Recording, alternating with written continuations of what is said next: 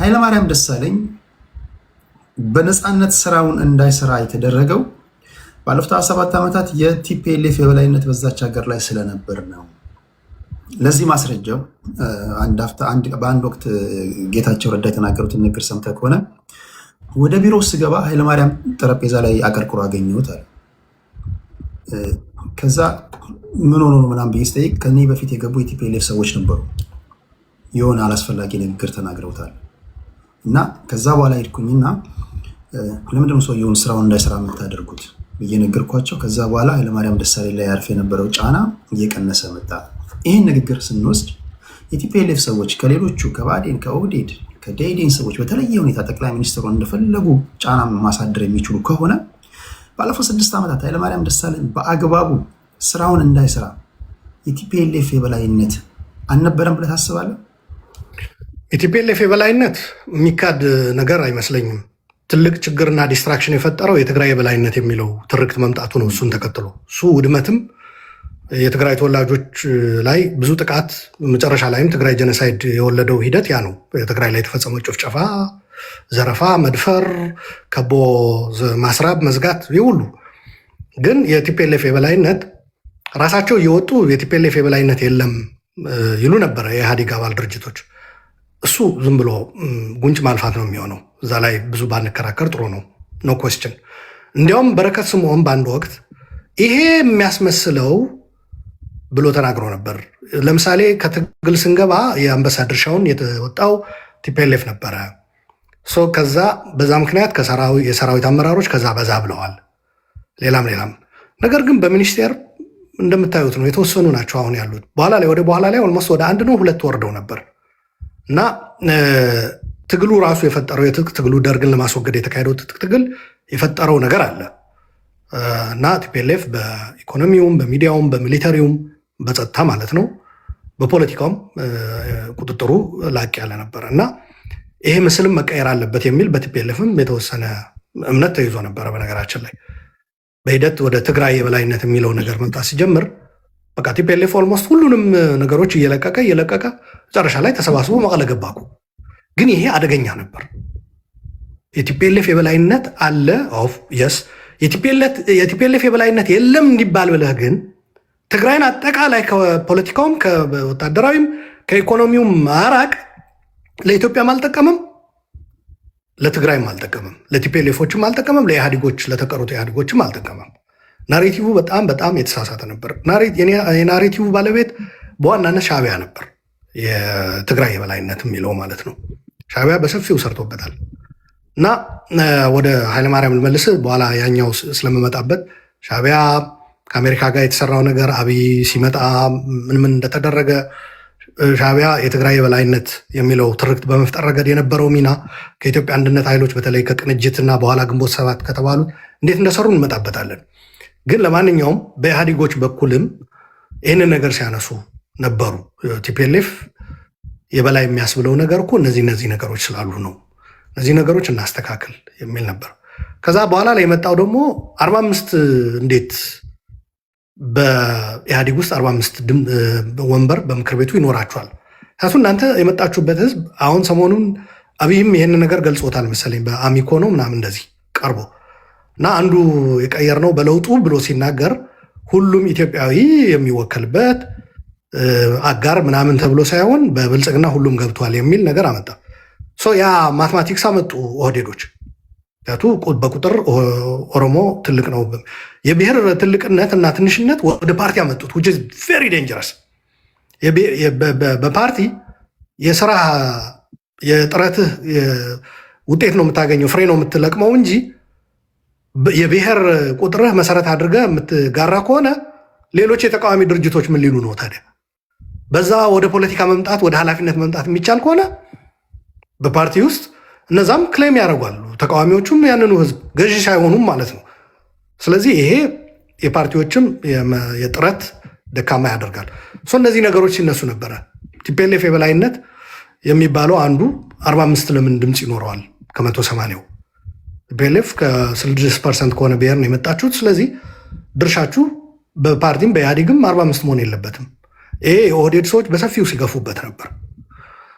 ከዛ ያልከው ኃይለማርያም ላይ የነበረው ጫና የሚታዩ ምልክቶች ቀደም ገልጬልሃለሁ። ህወሓቶች ራሳቸው በመካከላቸው የነበረ ልዩነት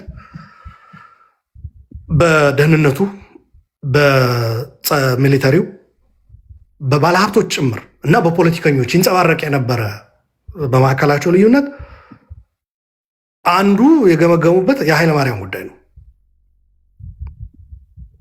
ኃይለማርያምን የምትደግፉ ኃይለማርያም ሳይችል አገሪቷ በእንደዚህ አይነት አስቸጋሪ ሁኔታ እየገባች የደገፋችሁት ሰዎች እናንተ ስለምትቆጣጠሩት ነው የሚል ነገር መጣ።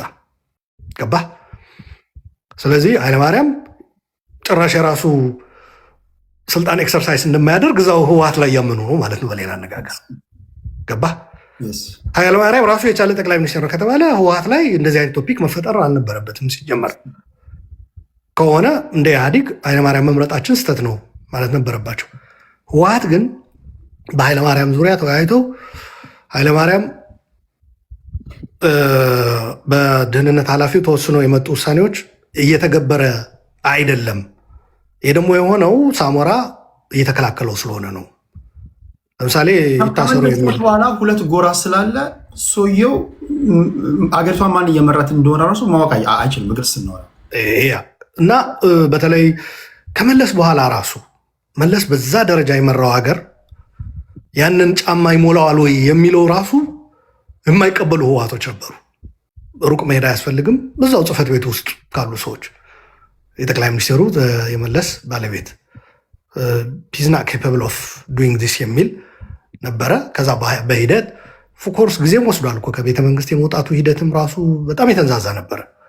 ለማንኛውም እንደዚ አይነት ነገሮች የህወሓት ግምገማ ላይ ተነስተዋል። ኃይለማርያም እኮ እንደዚህ ተመናጭቋል፣ እንደዚህ ክብሩ የተነካበት ሁኔታ ነበረ። ሌትስ ሊቭ ሂም አሎን የሚለው ነገር እዛም ላይ መጥቷል። የጌታቸውን ምሳሌ አድርገህ ያቀረብከው ማለት ነው።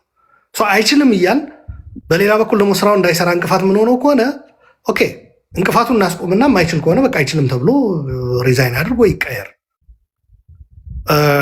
በደኢህዴንም እንዲቀይሩት እንቅስቃሴ ተደርጎ ነበር። በነገር ኃይለማርያም እኮ ከሪዛይን በፊት ማድረጉ በፊት እኮ ደኢህዴን ላይ ውረድ ተብሏል። ደኢህዴን ሊቀመንበርነቱ ማለት ነው ከኢህአዲግ በፊት ማለት ነው። ተስማማል። በፓርቲ ደረጃ ህወሓት አፕራ እንደነበረው ኃይለማርያም ደሳለኝ ስራውን ችግር የተፈጠረው የቲፒኤልኤፍ ጉዳይ ወደ ህዝብ መውረዱ ነው። እሱ እንመጣለን። ምንም ጥያቄ ደራሲዎቹ፣ ተንታኞቹ፣ አራጋቢዎቹ ማናቸው ወደ ኋላ እንመጣለን። በፓርቲ ደረጃ ግን ከሶስቱ ፓርቲዎች ቲፒኤልኤፍ የበላይነት ነበረው። በዚህ ተስማማል። ወደ አብይ አህመድ እንምጣ። አብይ አህመድ ከኃይለማርያም ደሳለኝ የተለየ ሰው እንዴት ሊሆን ይችላል? ባለፈውም ለጀዋር ያነሳው ጥያቄ ነው። ኦኬ አብይ አህመድ መጣ። 49 ዓመት ሰው ነው። እንደ ኃይለማርያም ደሳለኝ ለምን አላደረጉትም? መልካም። አንድ በኦሮሚያና በአማራ ክልል የነበረው የህዝብ መነቃነቅ ከውዙ ኦህዴዶች እንደሚያቀርቡት አይደለም። ከውዙ ኢህአዴጎች ገምግመናል ብለው ያስቀመጡት እኔ ከዛ ጋር እስማማለሁ። ወጣቱ ስራ የማጣት ከኢኮኖሚ መገፋት እድሎች ያለማግኘት ጥያቄ አለው። ስለዚህ ስራ አጥነት ተንሰራፍቷል በሀገሪቷ። ወጣቱ እኩል የተጠቃሚነት መብት ያረጋገጥለት አይደለም የሚለው አንዱ ይሄ ነበር። ሌላ ኮራፕሽን ነበረ። ሙስና በጣም ተስፋፍቶ ነበር። የበይ ተመልካች መሆን የሚፈልግ ህዝብ የለም። በየአካባቢው ቅሬታዎች ነበሩ።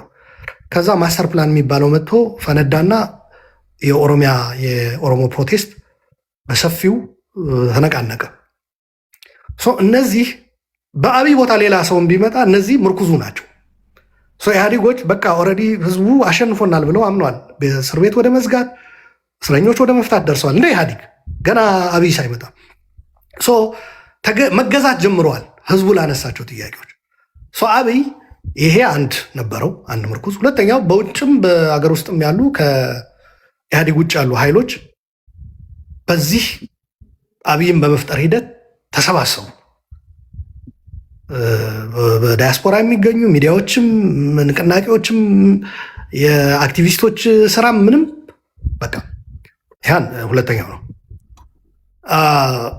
ሶስተኛው በኢህአዴግ ራሱ የተፈጠረው መሰባሰብ ወደ አንድ ኦሮማራ መጣ። ብአዴንና ኦህዴድ አንድ ላይ ሆኑ። አብይ ሀዝ ሌላው ይቅርና ይሄ ተራው ካድሬ ወደታች የኢህአዴግ ምክር ቤት ትልቁ ፓወር ያለው በኢህአዴግ 90 ድምፅ እዛ ላይ ያሉ 50% ወስዷል። ከዛ በኋላ የኃይለ ማርያም ሲጨመርበት 100 ምናምን አግኝቶ ተመረጠ አይደል? ይሄ ዝም ብሎ አይደለም፣ በኢህአዴግ ውስጥም ተቀባይነት ነው። ቲፒኤልኤፎች ይህንን አንቀበልም ማለት አይችሉም። መጨረሻ ላይ ተከራክረው እንደማይለወጥ ሲያውቁ በቃ ወደ ድምፅ እንሄድና ይለይልን ያሉት። ምን ወሰናችሁ ብለን ስንጠይቃቸው በቃ ጠብ የሚል ነገር የለም፣ ናጥነው ምንም የሚወጣ ቅቤ የለም። ሰው እዛው በዲሞክራሲ ይለቅ። ሲጀመርም ዲሞክራሲ ብናሸንፍም ብንሸነፍም ለእኛ ጥሩ ነው። በዲሞክራሲ ማሸነፍ ብቻ ሳይሆን መሸነፍም ሸጋ ነው። ይሄ ዝም ብሎ ትግራይ ቲፒኤልኤፍ የበላይነት ምናምን እየተባልን የምንጨቃጨቀውም እንገላገላለን ነበር። ሰው ይምጣና በድምፅ ይለቅ። በነገራችን ላይ ያኔ ይካሄዱ የነበሩ ትግሎች ሰላማዊ ነበሩ። በኢህአዴግም ውስጥ ከኢህአዴግም ውጭ፣ በዳያስፖራም፣ በአማራም፣ በኦሮሚያም በምንም ስርዓቱን ይገዳደሩት የነበሩት በሰላማዊ መንገድ ነው። ታንክና መድፍ ምናምን እንዳሁኑ መከላከያ ተሰማርቶ ውጊያ የሚያካሄድበት አማጺ በየቦታው ክላሽ ጠራኝ ዱሩ ምናምን ጫካው የሚልበት ጊዜ አልነበረም። ትግራይም እንዳሁኑ ወደ ጦርነት ተገብቶ ያ ሁሉ እልቂት ተፈጽሞ አሁንም ሰራዊት ይዞ አልነበረም በኢህአዴግ ጊዜ። ድንጋይና በትር የያዙ ወጣቶች፣ መንገድ የሚዘጉ ወጣቶች ነበሩ ያሉት። ከዛ ጎንደር አማራ ክልል ላይ ደግሞ ጎንደር ላይ ከደመቀ ዘውዱ ጋር ተያይዞ ፌዴራል ተልኮ በደህንነት መስሪያ ቤቱ በኩል ከሸፈ። እዛ ሰውም ሞተ። ይህንን ተከትሎ ደግሞ ጎንደር ላይ ገነፈለ። ከቁጥጥር ውጭ የሆነ ስሜት መጣ። ይሄ የአማራ ክልል ወጣቶችንም ወደ እንትኑ አስገባ። ይሄ ዝም ብሎ ቀላል ነገር አይደለም። ይህንን አስታኮ የሚመጣ ኃይለማርያም ራሱ ተመልሶ በዚህ ሂደት ቢመጣ ኖሮ እዛው ጠቅላይ ሚኒስቴር ሆኖ ቢቀጥል ኖሮ ይህንን ትግል እየመራ በእንደዚህ አይነት መልኩ ኃይለማርያምም እዛ ቦታ ይሆን ነበር። የአብይ ኃይለማርያም አይደለም መጀመሪያ እዛው ህብረተሰቡ ውስጥ የተፈጠረ በውጭ የተፈጠረው ኢህአዴግ ደግሞ ውስጥ ብአዴንና ኦህዴድ የፈጠሩት ጽምዶ እንጠቀመው እዚህ ላይ በነገራችን ላይ አፕሮፕሬት እንትኑም አውዱም ይሄ ነው ብዬ አምናለሁ። ጽምዶ መጣ በማን በህወሓት ላይ። ከዛ ይሄ ጽምዶ ሻዕቢያ ታከለበት። አብይ ምን እየሆነ መጣ ማለት ነው? በአብይ ዙሪያ የሚሰባሰብ ከዛ የሰኔ 16 የድጋፍ ሰልፍ ተጠርቶ እንደገና እንሙትልህ ሳምባዬ ልስጥህ፣ ይሄ ዝም ብለህ ህወሓት ስለሆንክ መሳሪያ ባንክ ስላለ እልቂት ውስጥ ልግባ ካላልኩ በስተቀር ደንቆሮ ሆነ።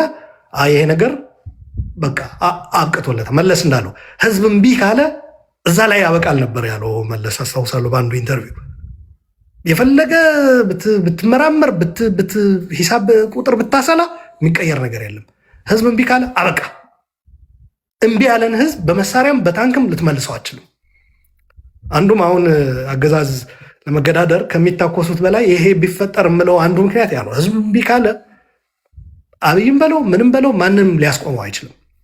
ለማንኛውም ያኔ ይሄ ነበር። ከዛ የውጭ ድጋፍ በሀያላን ሀገሮች ጨምርበት። ምን ማለት ነው የውጭ ድጋፍ? በዋናነት የአሜሪካ መንግስት ያኔ የትራምፕ መንግስት ነበረ። የመጀመሪያው ተርሙ 2016 ነው የመጣው። ይሄ የሆነ ያለው 2018 ነው። ትራምፕ ተመርጦ 2 ዓመት ከሆነው በኋላ የአሜሪካ ኤምባሲ ከጎናችሁ ነን ብሎ ጽፏል። ማይክ ራይነር ያኔ የአሜሪካ አምባሳደር በኢትዮጵያ የነበረው ይሄ እየተካሄደ የነበረው ጽምዶ ጆይን አድርጓል። ጽምዶው